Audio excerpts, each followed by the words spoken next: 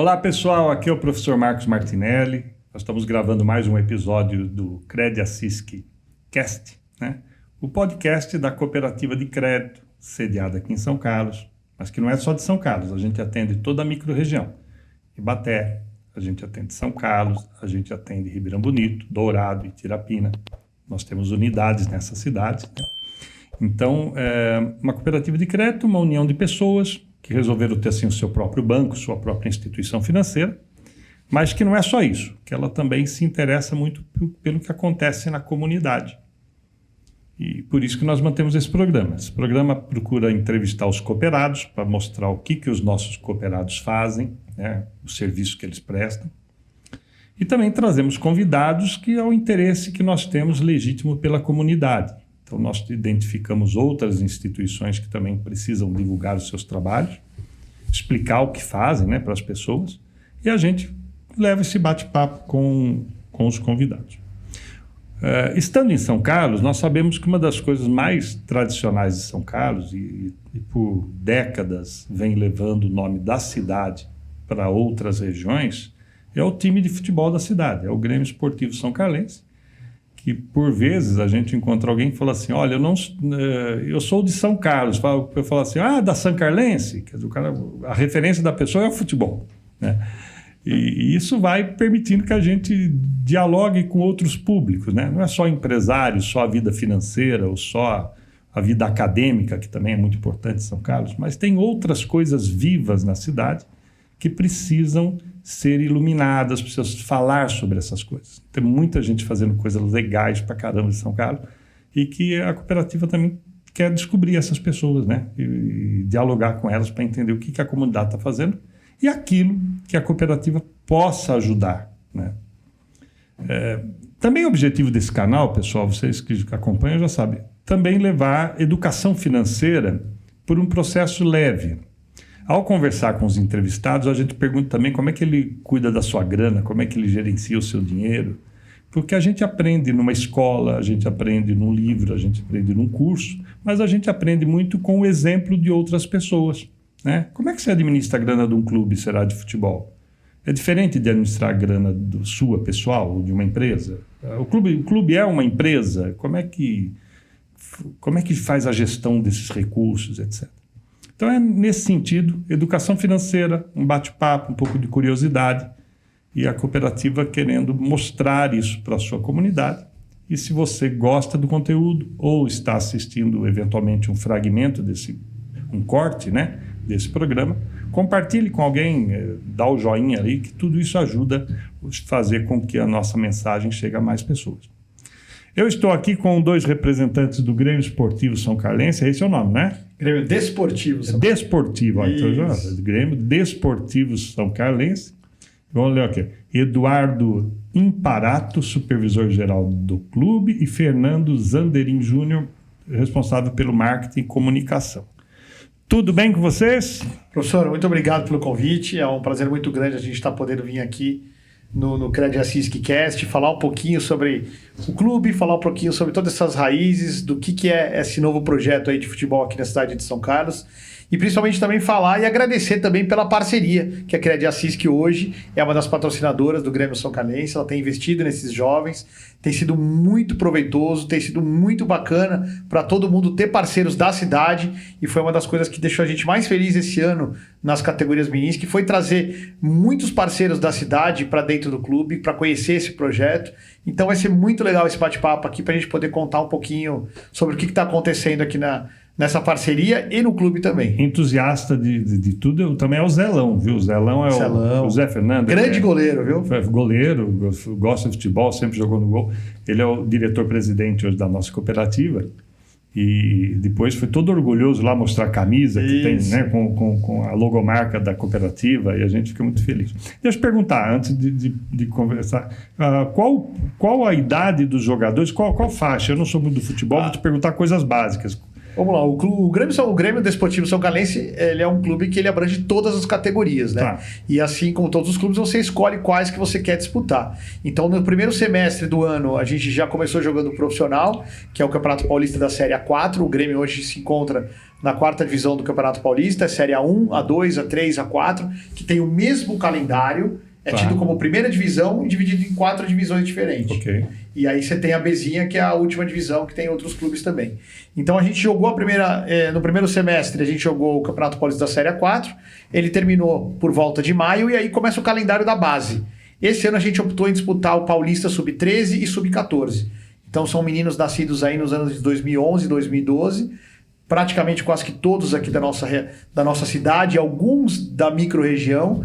Então tem sido muito legal trabalhar com essa molecada. A gente fala que às vezes a gente gosta até mais do que o profissional. É mais apaixonante trabalhar com a molecada. A cidade tem essa marca, porque eu lembro do Paulistinha, lembro do Piruzão, como é o nome dele? Tinha uns técnicos que eram famosos por Degan, né? O Degan, que foi o grande precursor. O Degan tinha outro que chama Piruzão, que eu acho que é uma coisa, que era um outro.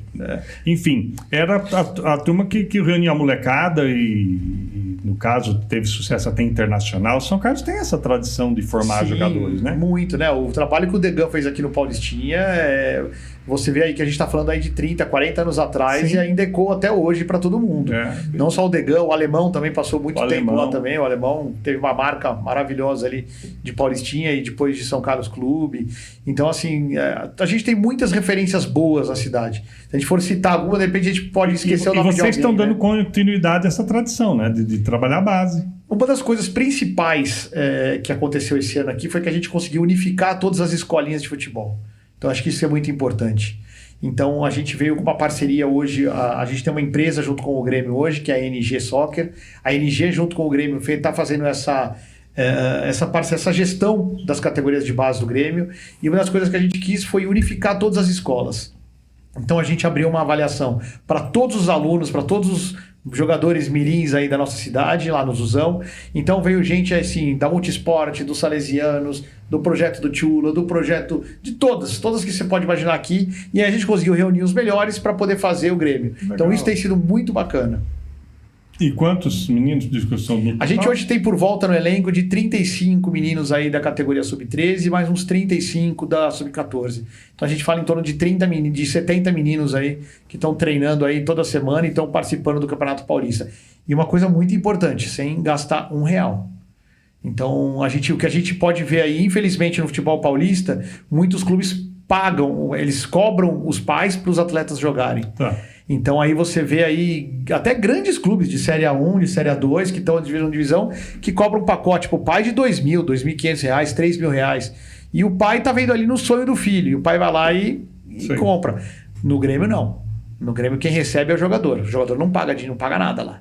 Então a gente, desde o início, a gente sempre prezou por isso também no nosso projeto. O jogador ele não paga nada. O jogador ele vai estar lá porque a gente está investindo nele e quem sabe ele possa se tornar um futuro brilhante lá na frente ou pelo menos formar um homem, formar um atleta. Mas é isso que a gente pensa cada vez mais. É um processo de educação, né? Porque são 70 jovens que estão num processo de educação por meio E o mais importante de tudo, de todos os níveis sociais, de todos os jeitos que você pode imaginar. A gente fez, 2 semanas atrás, o jornal Primeira Página fez uma matéria com os nossos meninos para mapear, que eles queriam saber um pouquinho, conhecer quem eram os atletas do Grêmio. E a gente tem jogadores desde o CDHU até do Dama. Então você tem por quase que todos os bairros da cidade, a gente mapeou. São mais de 25 bairros São mais de 25 bairros representados no clube. Então você tem Gonzaga, você tem Dama, você tem Parque Fera, você tem o Swiss Park, você tem o Acapulco, você tem todos os lugares da cidade tem atleta nosso que está participando dessa equipe. Fernando, é fácil conseguir patrocínio, apoio? Como é que é a captação? Porque marketing, comunicação e marketing, na verdade, também tem um papel relevante que é conseguir os apoiadores para bancar o projeto, né? Exatamente. Eu acho que assim, é sempre a nossa meta, né? Nossa dificuldade também. Mas o clube começou investindo, na verdade, em padronizar toda a sua comunicação. Então, nós começamos estruturando os conteúdos, estruturando a aproximação com o torcedor, criando um público. Então, nós conseguimos ir crescendo as nossas redes sociais e criando credibilidade dentro do projeto, né? E até chegar no ponto que nós estamos hoje com tantas empresas da cidade nos apoiando, né? Esse ano, principalmente, ficou marcado muito por isso, assim. muitas empresas novas chegando até o clube. Então está através conseguindo dar do trabalho. visibilidade para essa turma que apoia. Exatamente. Hoje nós temos mais de 60 mil seguidores nas redes sociais. Nossa, é bastante. E nós acabamos aí, impressões, né, que nós costumamos dizer, Sim. temos mais de 6 milhões por ano. Então, as nossas redes sociais, elas alavancam os patrocinadores, além das ações que a gente busca fazer, como nós fizemos também com a Cicobi Cred Assis, que no último jogo, num show do intervalo... O Adão esteve lá com o Zelão, não é isso? Esteve lá, exatamente. Então, a gente fez um show do intervalo com alguns jovens ali, do chute do meio campo, onde eles puderam acertar, e o nosso patrocinador os bonificou com uma poupança de R$50. Então, foi muito legal, porque isso estimula o contato do torcedor com a empresa parceira. Sim. E isso agrega para todo mundo. Né? Que bacana, cara. E quando você fala de padronização das redes sociais, de credibilidade ao projeto, a gente chegou praticamente junto, eu e o Fernando, em 2020, a gente pegou umas redes sociais aí de 1.000 seguidores, mais ou menos. É isso aí. E aí, eu acho que isso aí deixa a gente feliz, que foi totalmente orgânico. Então, quando você padroniza e você começa a mostrar para o seu público, mostrar para o seu torcedor o que realmente está acontecendo lá e os bastidores e contando as boas novas, ele vai crescendo e vai acompanhando.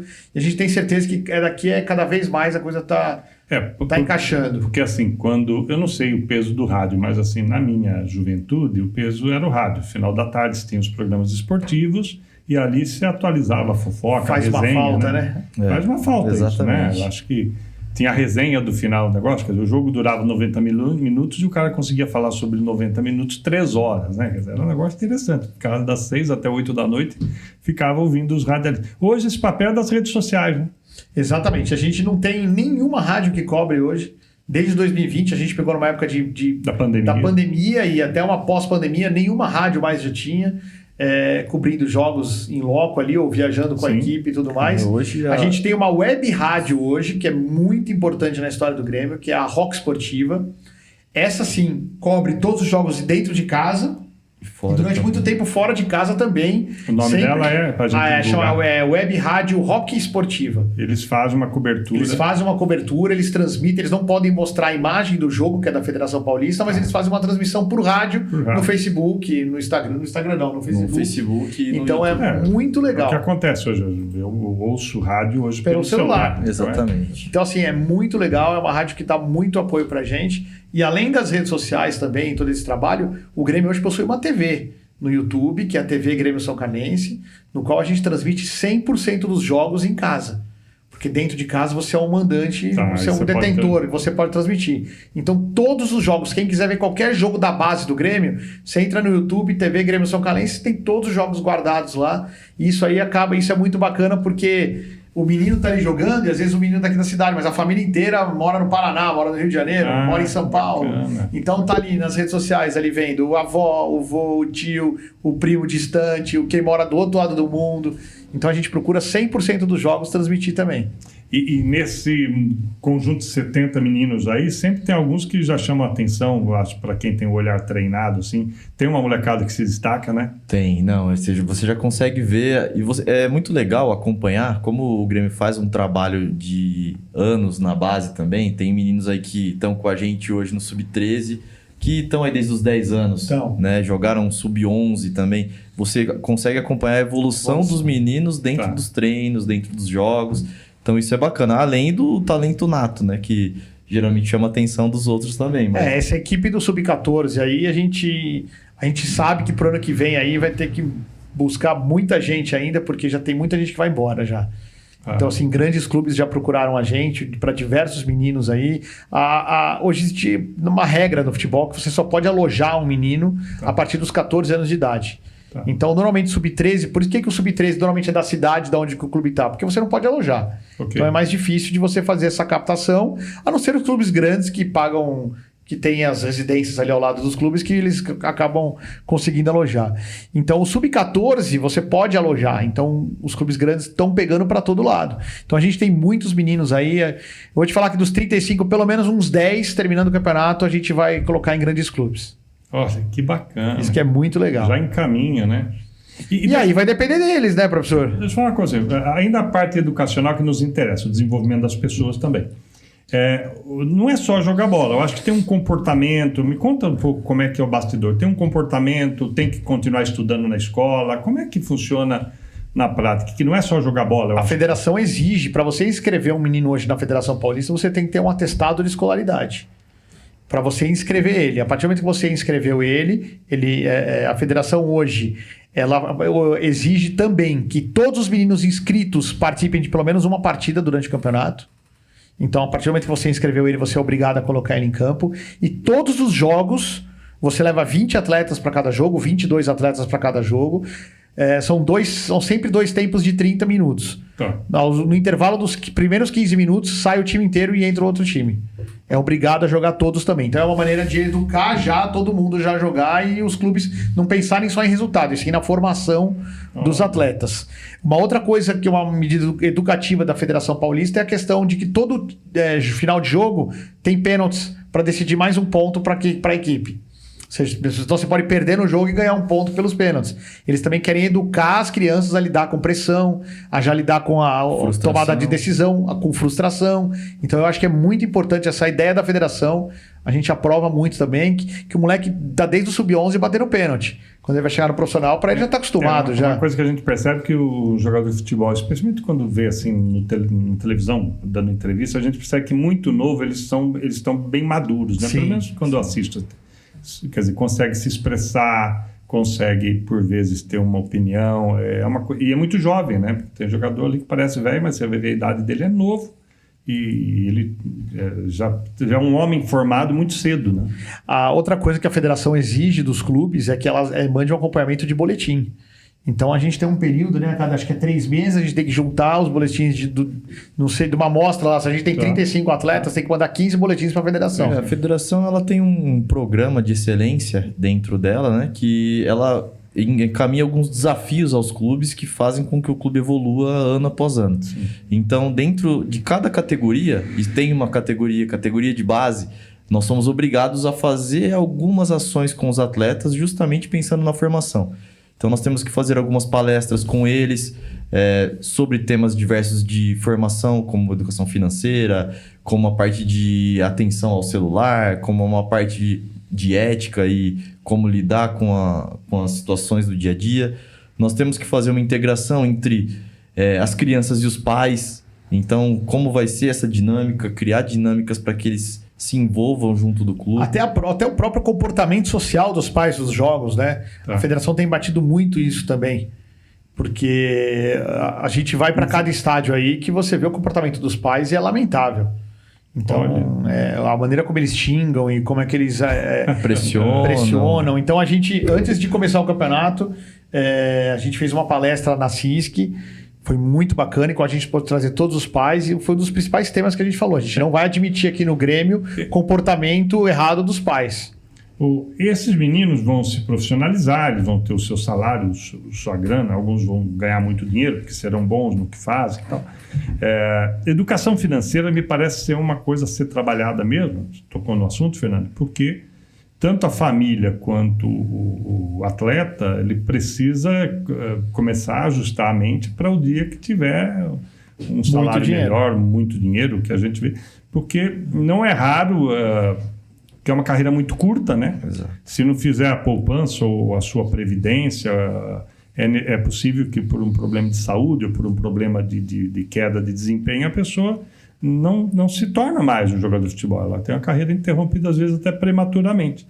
Você acha que tem espaço para fazer palestra de educação financeira pela cooperativa dentro do Grêmio? E vou mais, até fazer essa repercussão na família, porque nos interessa levar a educação financeira ao jovem, também interessa que essa mensagem chegue até os pais, né?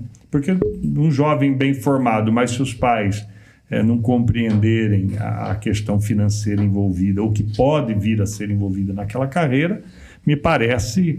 Eu acho que a gente daria uma boa contribuição para essas 70 famílias, vamos dizer assim. Com certeza, não. Eu acho que cabe, não só cabe, como a gente quer muito levar esse tema para os meninos, né?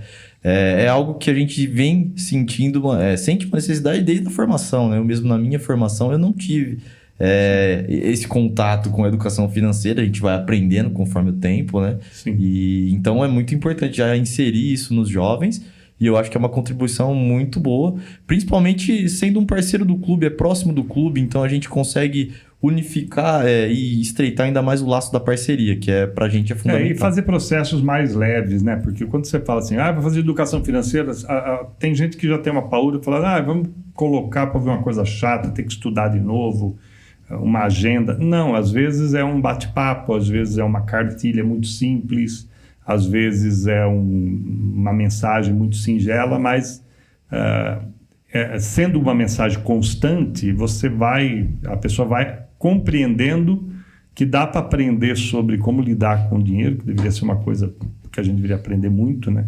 E eu mesmo, minha família nunca me ensinou, nunca sentou. Olha só, os anos 70, 80, 90, dificilmente um pai sentava com a família para explicar, por exemplo, o quanto ele ganhava.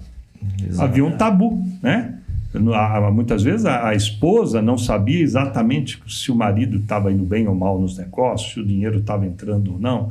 Há um tabu para não se falar sobre essas coisas. E a gente tem, quando se estuda, vê que outras comunidades, outros povos tiveram formações diferentes, né? Me recordo uma vez de um episódio de uma série antiga que eu vi era uma comédia, mas assim, chama o Alf o É Teimoso. E a cena humorística era que estava lá aquele boneco, o personagem, a família em torno de uma mesa discutindo o orçamento familiar e o quanto aquele personagem engraçado estava pesando no orçamento da família. O dia que eu assisti isso, eu era bem mais jovem, eu falava assim, nunca minha família sentou em torno de uma mesa para dizer qual que era o orçamento familiar. Nunca teve um caderno para anotar quanto que gasta com o quê.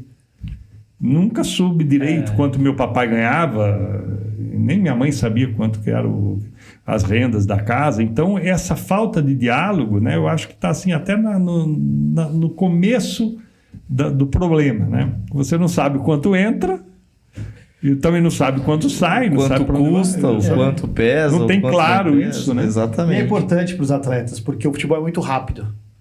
O futebol hoje, você está ganhando R$2.000, você faz 3, 4 gols, você muda de clube, você tem um contrato novo, você faz uma coisa, você está ganhando R$100.000. Então, assim, é muito rápido o futebol.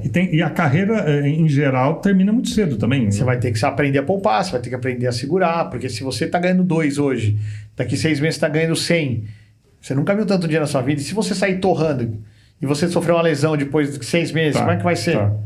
Então, assim, é muito importante isso e com certeza já está na nossa agenda aí. É legal a gente estar falando sobre isso para a gente poder já, o mais rápido possível, poder estar presenteando aí todos eles com uma palestra. Aí entra também o papel dos empresários. Quer dizer, o jogador, quando ele vai ficando mais maduro, ele tem um empresário. Em geral é isso, né? Isso. E o empresário também acaba assumindo essa função de orientar um pouco. Os bons empresários. Tá. Vamos dizer assim, porque assim... Como toda profissão, você tem os maus e você tem os bons. Sim. Então, assim, você vê muitos... Os caras que editam o vídeo também. Tem os bons e os maus. Eu conheço mais ou menos isso. Os grandes empresários hoje do futebol, eles conseguem hoje a maioria deles são até responsáveis por os investimentos dos atletas, são responsáveis em, de repente, falam assim, você vai ganhar 100, eu vou te mandar só 20 na tua conta, 80 eu vou deixar guardado aqui para você aprender a poupar. Eu vou guardar isso aqui que eu vou comprar uma casa para sua mãe. Tem muitos empresários que fazem isso pelos atletas hoje. Tá. Que eu acho que é muito importante. Acaba sendo também. Um tutor, né? Exatamente, é muito importante, porque precisa, porque o atleta tem que estar tranquilo para jogar futebol, e quando ele começa a ver muito dinheiro, de repente dá uma balada.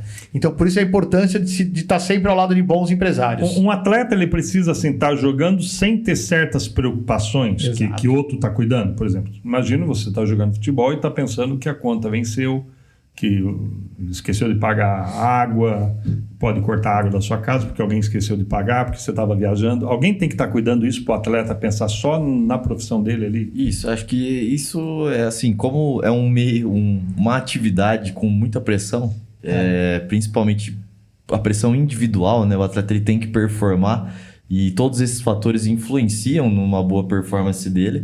É fundamental a gente conseguir blindar ele de algumas responsabilidades. É óbvio que o atleta ele tem que ter as responsabilidades dele e ele tem que ir evoluindo para também não ficar numa bolha né? Mas a gente tem que fazer isso com cautela e justamente para ele cuidar da função dele, que realmente é muita pressão. Durante um campeonato, dependendo como está fluindo o trabalho, são muitas convergências para o trabalho dele aparecer, porque são 11 atletas, mais 6 que entram, mais comissão técnica, então não depende exclusivamente do atleta, então a gente tem que ao máximo tornar o ambiente como um todo algo mais leve para o trabalho aparecer. Vocês estão falando de um grau de preocupação que não é mais só popularmente de jogar bola, né? Nós estamos falando de outras coisas. Tudo ficou profissionalizado, assim, tudo virou empresa, não tem mais, assim, só estou fazendo a pergunta retórica aqui. Essa coisa muito amadora, muito de paixão, porque assim, minha infância tinha um senhor, seu Zé tinha um jogo de camisa de algodão, uns meião, que o elástico não prendia mais na perna, e a mulher dele lavava com ele o jogo de futebol, ele juntava a molecada do bairro e tinha um time, que era o time do seu Zé, que disputava e tal. E... claro, o seu Zé era dono do bar, ele não tinha profissional. Hoje tudo é empresa, tudo é profissionalizado. Como é que está o bastidor? Eu acho que o futebol ele está cada vez mais se afunilando para quem está se profissionalizando. Tá. Eu posso te garantir que hoje a gente na Série A4 a gente tem muito mais condição e tem muito mais estrutura que vários times na Série A2 até. Pelo que a gente conversa com atletas e conversa com algumas pessoas. Então, assim, a gente bate muito nessa tecla. O certo feito da maneira certa, às vezes, pode dar errado. E da mesma maneira que o errado feito da maneira errada, às vezes dá certo, mas continua errado. Então, assim, tem muito clube que hoje em dia leva nas coxas, tem uma má alimentação, não dá uma boa moradia para os atletas, fica devendo salário, fica devendo uma coisa, fica devendo outra. Então, tudo isso daí, hoje, ela vira dentro de campo. Então, você tem que fazer o máximo para o seu atleta, profissionalizar o máximo para o seu atleta, para ele ter condições de fazer a coisa tranquila, de fazer a coisa acontecer. Então a gente procura fazer o máximo disso aqui no Grêmio hoje, é totalmente profissionalizado em todos os setores. É um ecossistema. Quando a gente pensa na profissionalização, você óbvio que você tem alguns clubes que ainda não estão profissionalizados. Ele pode até se manter ali, mas é sempre brigando para isso. Ele não vai ter uma condição de trazer um atleta, porque a partir do momento que ele não paga um atleta, o amigo ligou, e aí, recebeu? Não recebi. Não vai. Então, a gente vai criando condições para que melhores atletas venham e dali saiam ainda melhores. Tá. Então, tornando uma referência para grandes clubes que venham buscar atletas mais prontos, vamos assim dizer. E essa maneira antiga de administrar clube gerava aquele tanto de fofoca, politicagem, né? Porque toda vez que tinha vamos falar assim, um mini escândalo ali interno, virava reportagem, e caía a diretoria, que depois nomeava outro, despede todos os jogadores, contrata tudo de novo. E tudo virou... Hoje existem as empresas. Como é que é a SAF? Como é que me explica isso, que eu não sou do ramo? SAF a maioria dos clubes hoje estão tentando, ou quem não é ainda, as federações elas estão instruindo todos, estimulando todos a virarem SAF. É um processo em qual vai se tornar uma sociedade autônoma de futebol. O que acontece? As empresas todas vão se profissionalizar. Tá. Então, por exemplo, assim, hoje no Grêmio São Calense. O Grêmio São Calense hoje é uma empresa, ela não é uma SAF ainda, ela é uma empresa, mas ela tem um dono. Ela não tem 18 conselheiros, 12 vice-presidentes, 13 diretores, 14... Tem um responsável. Então, ela tem um responsável, que é o dono do clube, é o investidor maior do clube hoje. Sim. E as decisões ali são dele e você tem os profissionais abaixo que tomam conta de cada área. Sim. Então é administrado como uma empresa. Então todas as decisões são feitas... Até melhor que algumas empresas. Exatamente. Então assim, a gente deve se tornar SAF para o ano que vem. Até pela questão tributária, muitas questões tributárias vão mudar para o ano que vem, então vai facilitar de quem virar SAF. Então a gente já fez um estudo, o nosso corpo de advogados lá estão estudando para a gente poder se transformar SAF para o ano que vem. Que bacana.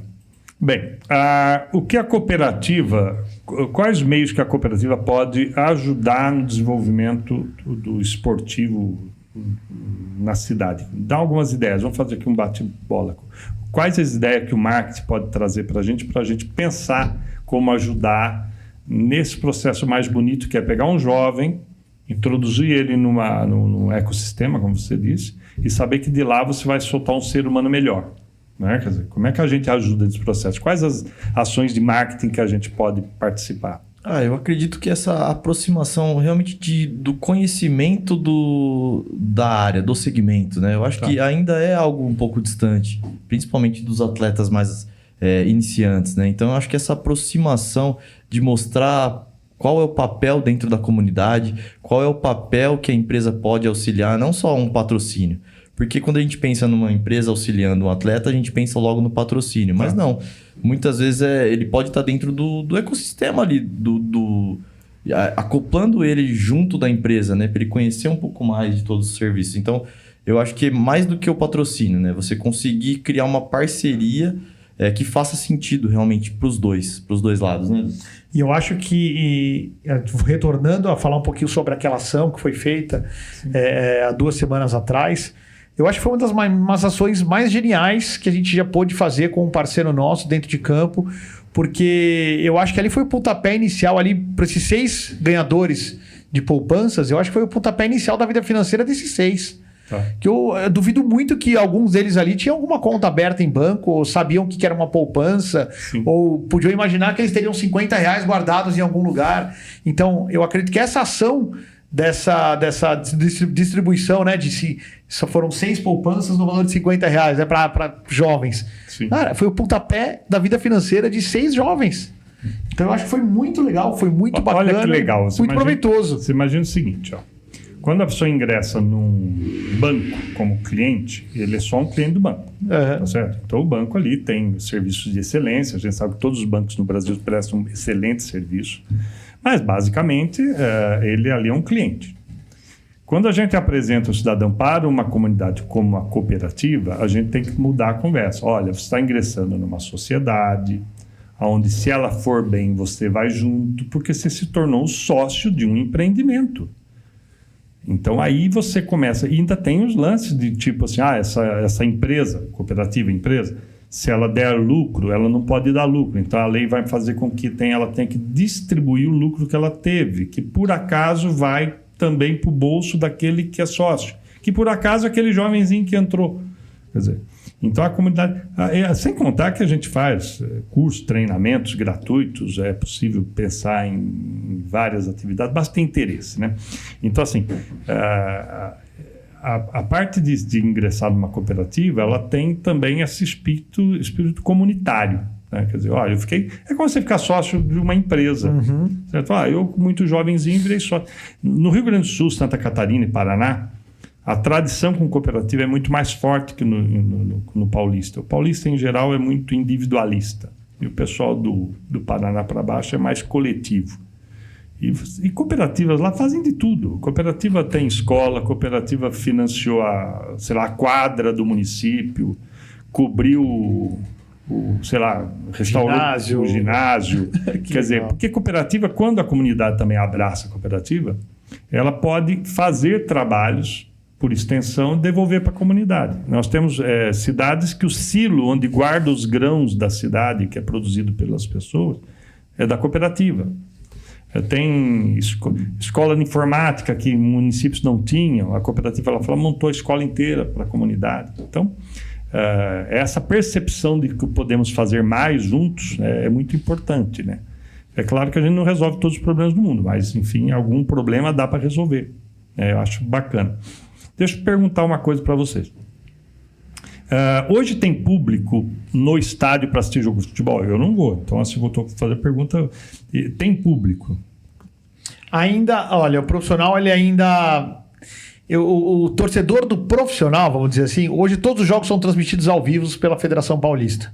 Então fica um pouco mais cômodo para o torcedor hoje. Ele acessa a televisão dele, uma Smart TV, coloca no YouTube, escreve lá Grêmio São Carlense e Taquaritinga. Ele vem da casa dele, do sofá dele, não precisa mais ir. Então, assim, a gente está retomando a tradição de vir novamente, de ir para o Luizão.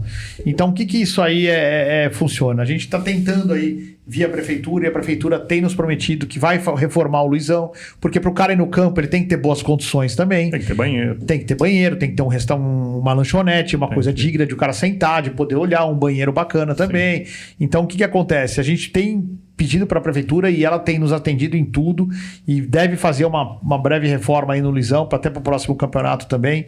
Então, hoje em dia, a gente está conquistando esse público.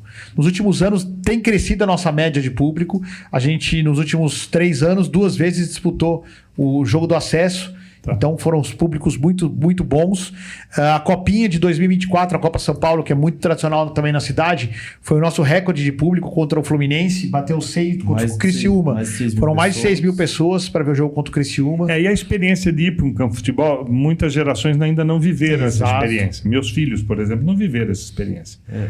Mas para mim, minha infância e juventude, foi marcante viver a experiência. E sabe o que tem sido legal, professor? Muita gente tem ido no Luizão e pessoas mais velhas com esse pensamento. Eu vou levar meu filho, vou levar meu sobrinho, vou levar bem, e vem contando pra ele, ó, eu ficava ali no jogo do Grêmio, eu vi o jogo daquela maneira, eu fazia isso, fazia aquilo, pra tentar resgatar essa molecada. Porque infelizmente hoje, isso aí não é um fenômeno só de São Carlos, mas do Brasil inteiro, a molecada, essa geração Z, ela tá acostumada a ver Champions League. O time dele é o Real Madrid, é o Manchester United, é o Manchester City. Então a gente está tentando quebrar esse paradigma de ter que torcer pro time da cidade, tem que torcer pro time de São Paulo. Por exemplo, vou te dizer, meus filhos têm na faixa de 20 anos, eles nunca entraram dentro do Luizão. Não, acho que estou mentindo, deve ter entrado uma vez só. Foi quando do balonismo, tinha os balões. Sim. Mas enfim, para assistir um jogo de futebol, eles nunca entraram. Tinha um negócio também antigamente, tô falando aqui de coisa de velho, né? Mas é ótimo isso. Que é o jogo da preliminar.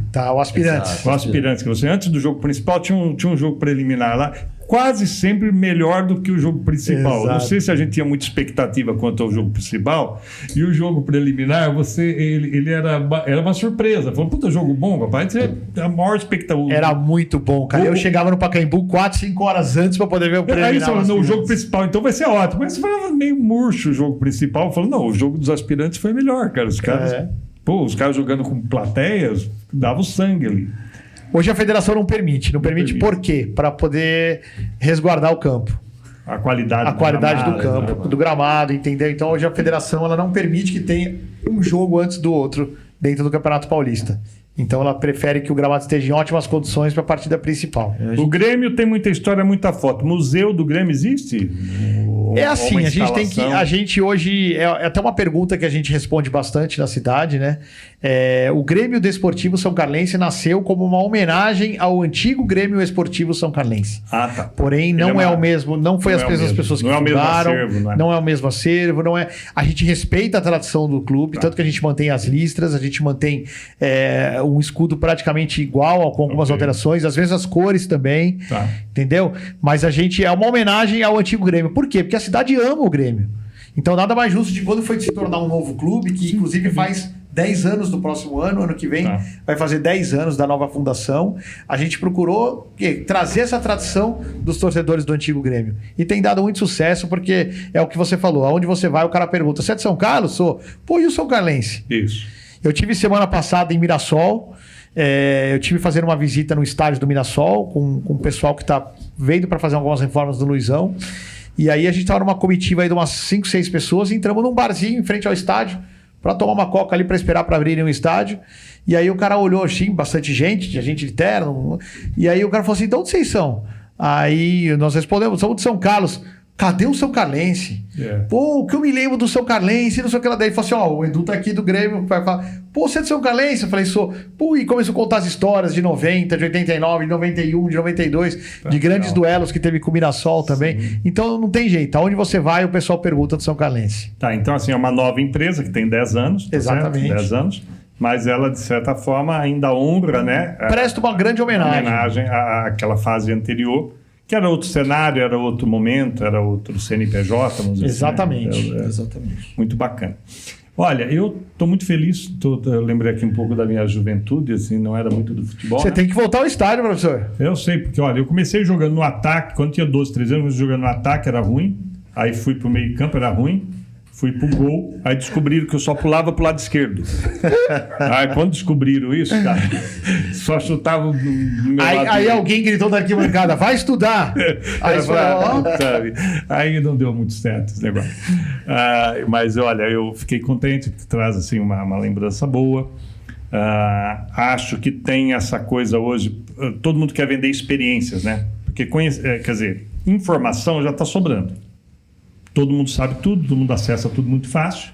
Só que viver uma experiência é diferente, né?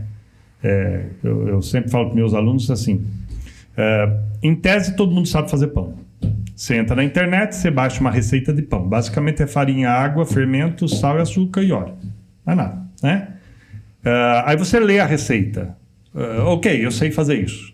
Aí você vai fazer o pão, não dá certo.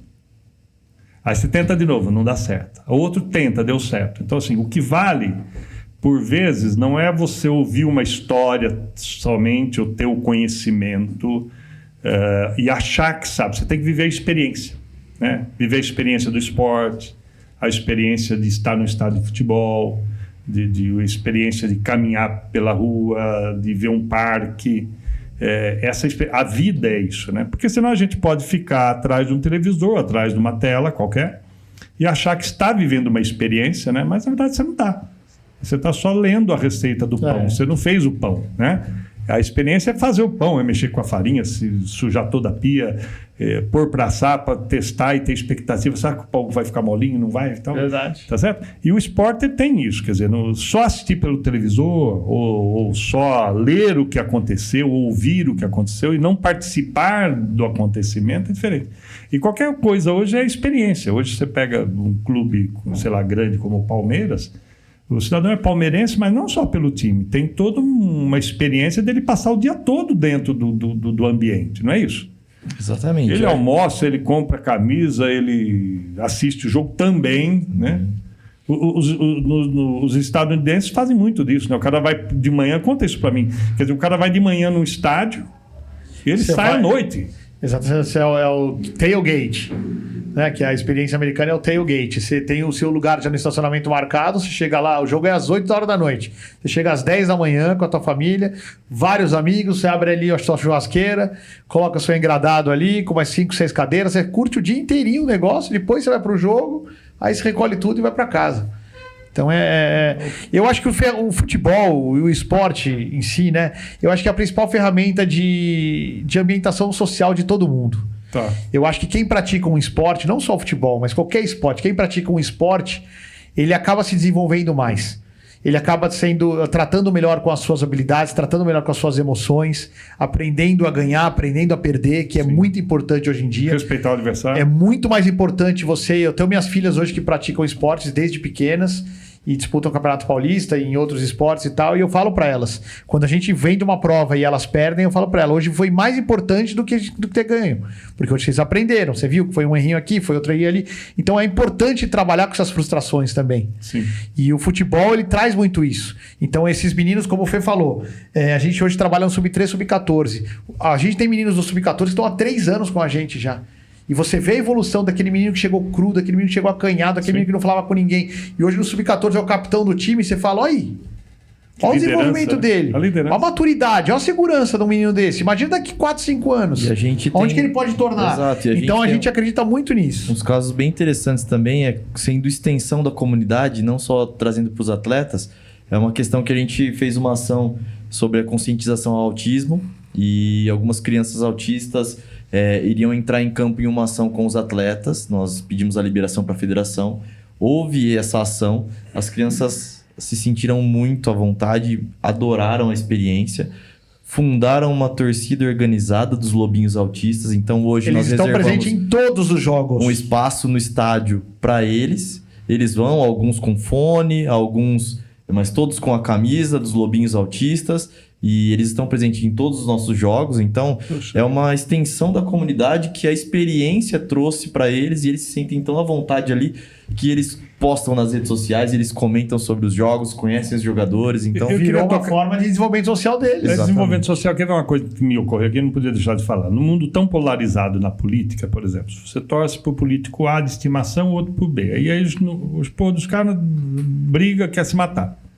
O esporte já ensinou que um pode ser corintiano, palmeirense, gremista e conviver e brincar e zoar o outro sem necessariamente querer matar o outro, tá certo? Exato. Conviver, quer dizer, com aquele que tem uma opinião diferente, saber fazer o bom debate, né? Sem que... E ver que as diferenças, elas tornam a vida mais bonita, inclusive, né? Porque as pessoas são diferentes, né? Não é uma coisa homogeneizada. Eu acho que esse é um negócio que o esporte tem também uma contribuição que dá para resgatar, né? Quer dizer... E muito. A gente tem batalhado muito para que isso cada vez mais aconteça. A tolerância, né? Tem que ter tolerância. A gente fala isso muito nos jogos da gente. Tá. Hoje em dia a federação obriga os clubes a dividirem as torcidas. Ok. Mas durante um ano a gente até falou, a gente não quer dividir. A gente quer mostrar que pode sentar junto.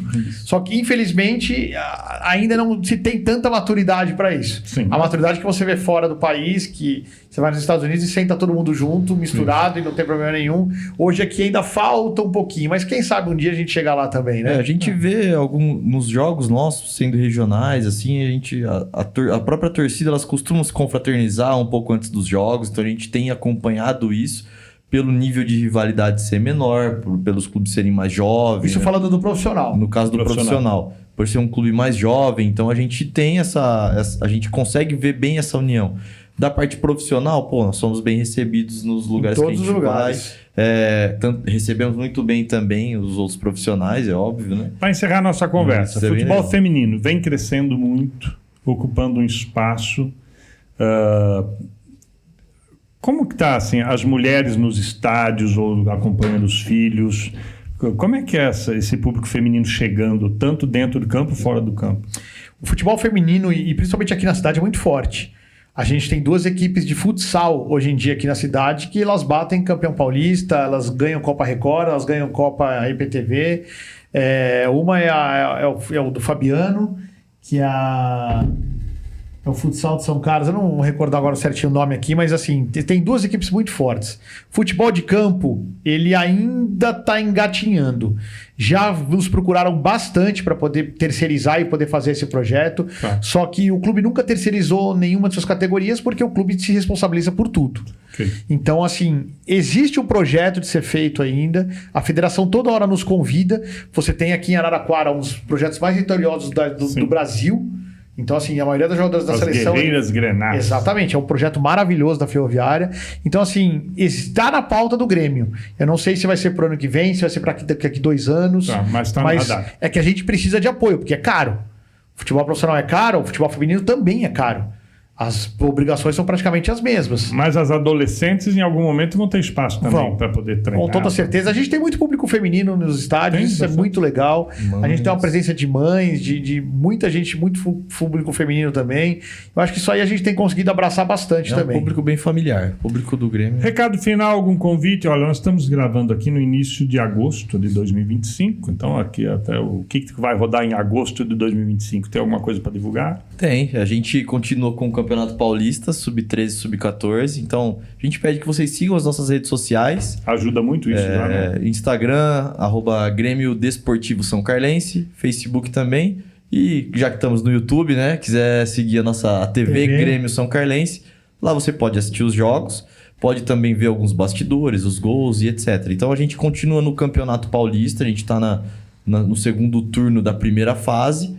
Os jogos acontecem aos domingos e nas redes você pode ter todas as informações lá para ir assistir os nossos meninos lá. Tá bom. E nós vamos falar para o Adão e o Zelão ver se volta nos intervalos, né?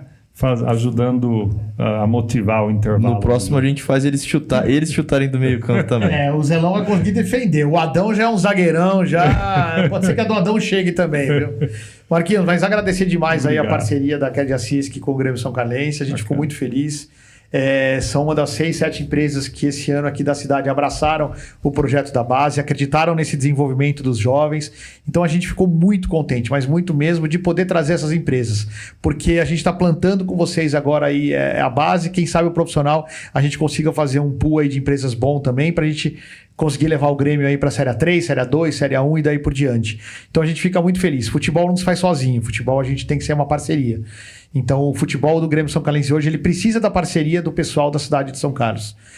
E a gente, quando fala parceria, não é só do poder público, que o poder público tem outras prioridades, e sim do poder privado. Então é muito importante, a gente só tem que agradecer aí, e sempre de portas abertas para vocês, o que vocês precisarem, a gente está à disposição. Vamos criar essa palestra aí com os atletas também, para a gente poder educá-los financeiramente. E mais uma vez, obrigado aí pela oportunidade de abrir a mente dos nossos atletas com essas poupanças aí. Quem sabe um desses 6 aí não se torna um grande jogador, ele vai lembrar lá no começo, quando a primeira poupança dele foi uma da Cred Assist, foi feita num jogo do Grêmio. Seria muito bacana e muito bacana para a gente e um motivo de orgulho, né? Participar da evolução das pessoas. Pessoal que acompanhou até o final, meus cooperados, nossos cooperados, por favor, se tiver interesse em apoiar um projeto, ver sua marca exibida, o cooperados da Cred Assis, que é aqui da região, né? Que tem marcas importantes, nós temos 4.000 cooperados, né? Olha. Pelo menos 2.500 são em pessoas jurídicas, né? Então, se você é uma pessoa jurídica, gostou da conversa, chegou até aqui, você está interessado. Por favor, procure a gente passa o telefone dos colegas aqui do Grêmio, você pode ser um apoiador, um patrocinador, um parceiro e ver sua marca divulgada também num projeto, e com isso você divulga sua marca e ajuda o projeto, e ajuda as crianças, e ajuda a parte esportiva, e a gente sabe que isso é importante para todo mundo, tá bom? Fim de gravação, até a próxima. Se você gostou, compartilha. Né, dá o joinha aí, que ajuda bastante a gente a chegar em novos públicos. Aqui não se vende nada, aqui nós não estamos oferecendo produto nenhum, nós estamos querendo realmente trabalhar as consciências, e você nos ajuda nisso, tá bom? Até a próxima, forte abraço.